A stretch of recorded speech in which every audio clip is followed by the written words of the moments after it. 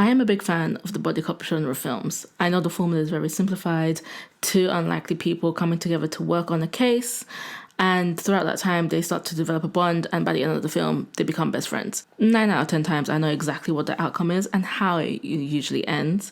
And I have some favourites of the genre, such as Rush Hour, 21 Jump Street, and my all-time favourite, The Nice Guys. But for a while now, I haven't really seen this sort of genre in film anymore, and I think this can only mean one thing. Is this the end of the body cop genre?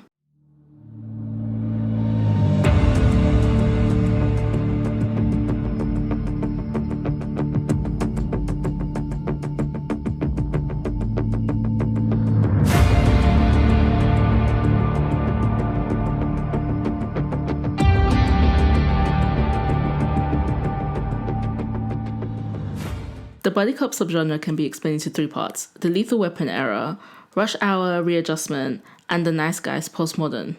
But if you're clicking on this video and you have no idea what the subgenre is, here's a little quick summary that I just kind of pulled up from Wikipedia. The body cop is a film and television genre with plots involving 2 people of very different and conflicting personalities who are forced to work together to solve a crime and or defeat criminals, sometimes learning from each other in the process. You're probably familiar with these types of films, but you never really knew what the genre is. You just thought, oh, it's a kind of like a funny film, a comedy film. The body cop subgenre has been around for many years. Usually it's a family favorite or a cult classic that wasn't really hard to search for, but I feel like today it's quite hard to come by this subgenre, and I feel like it's almost dying.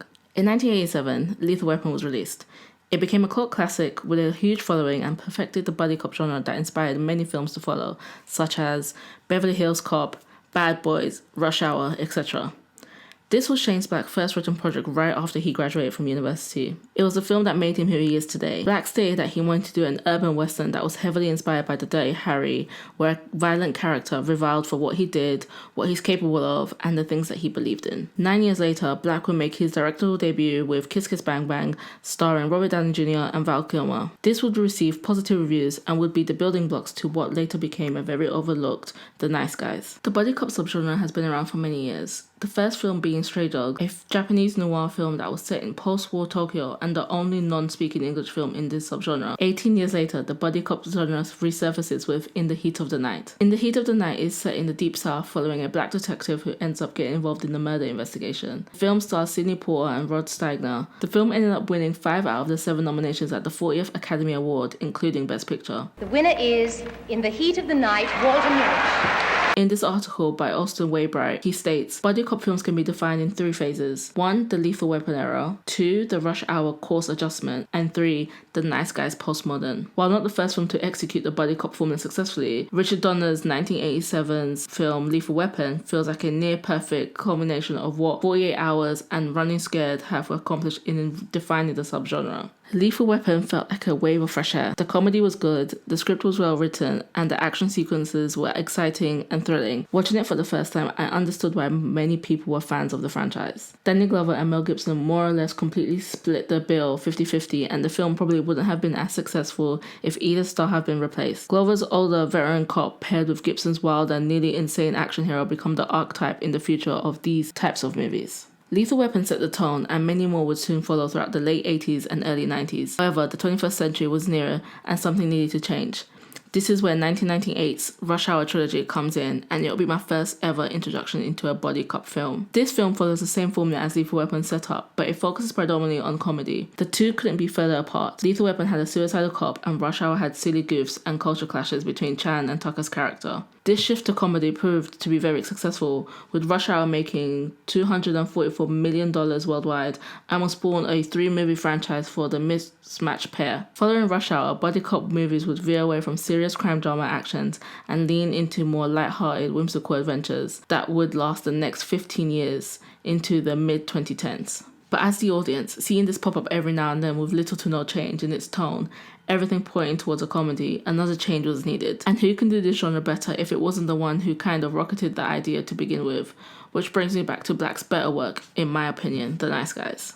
The Nice Guys is a body action comedy directed and co-written by Shane Black and produced by Joel Silver. It stars Russell Crowe, Ryan Gosling, Angourie Rice, Matt Bomer, Margaret Qualley, and Kim Basinger. Set in the 1970s Los Angeles, the film follows a private investigator and an enforcer who pair up to investigate the death of an adult film actress and the disappearance of a young girl. Crowe and Gosling are perfect pair for this film.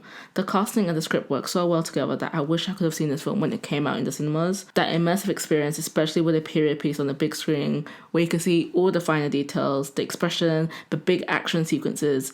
This would have been really good to see at the cinema, but I missed it. And I also found out that it wasn't really successful at the box office. This film had the unfortunate timing of coming out with blockbusters such as Rogue One, A Star Wars Story, Finding Dory, and Marvel's Captain America: Civil War. This was the beginning of blockbuster films being the main focus for a lot of these studios. I say it's unfortunate because I'm pretty sure unless you're a fan of Shane Black or the actors in this film, there is a chance that you might have missed it or you didn't catch it because you were probably watching the downfall of Iron Man and Captain America or watching Dory. What Shane Black masters in The Nice Guy, he tests out in his earlier work. Kiss Kiss Bang Bang is Shane Black's directorial debut with a lot of similarities to The Nice Guys. While I personally didn't enjoy Kiss Kiss Bang Bang, it did illuminate why The Nice Guys is so much better. They share so much, but what is lacking in Kiss Kiss Bang Bang, The Nice Guy makes up for it, and that is remorse. In this scene, Robert Downey Jr.'s character is at a house party and is introduced to an actress. She introduces herself and it cuts to her topless and screaming in a cheap horror film. The joke is at her expense, but in The Nice Guys, Misty Mountains, the adult actress, isn't disregarded for her job. Instead, the film treats her death as a tragedy while also being aware of her as a sex symbol. What makes The Nice Guys work so well is also having a daughter who points out all these flaws that these men have and makes these men question their actions. The men want to do better. It's abundantly clear from the opening scene, the inner monologues, these men have regret and don't like the men that they've become. They choose to want to do better. They want to be better men, but not only for themselves, but for the people around them. Throughout the film, when we think that these characters aren't going to improve or better themselves, the daughter is there questioning them. She represents us, the audience. Crowe and Gosling's chemistry in this film is unmatched. I already talked about why I think Gosling is such a phenomenal actor in my first video essay, but I was also pleasantly surprised with Crowe's performance. I also believe that Shane's direction and writing was great with this film. A lot of the time these films lack something. They begin to steer away from the plot and become all-consuming the characters and their arc, but that Nice Guys does not do that. It not only shows these characters' growth, but is also backed up by a pretty decent story. So why did it fail at the box office? People would say that it's because it came out the same weekend of the sequel of The Neighbours, a film starring Zac Efron and Seth Rogen. But I think it's a bit more than that, and I think it's because of this genre specifically was coming to an end. Studios were focusing on a different filmmaking style and stories, leaning towards more of a blockbuster / franchises, as that would ideally bring in more money and a bigger audience. The Nice Guys grossed over $36.3 million in the United States and Canada, and $25.5 million in other countries, for a worldwide total of $62.8 million against a budget of $15 million. When you make a film, a percentage of that goes towards the studios, paying the crew, etc. So for this film to only make $10 million more wasn't enough. So much has changed in the industry because 20 to 30 years ago, when a film came out and it wasn't successful at the box office, they had a second chance of a home release, also known as DVDs. For example, Fight Club, directed by David Fincher, essentially flopped at the box office, only taking $37 million with a budget of $63 million. Regardless, it still managed to become a cult classic, making enough money during its DVD sales. Another example of this is Donnie Darko. It only made $500,000 at the box office, but it brought in $10 million through DVD sales. Unfortunately, The Nice Guys didn't make much at the box office, therefore it wasn't given a sequel and kind of became something of a distant memory, which is upsetting because this film is so good. If you want to take anything away from this video, let it be this. Please watch this film.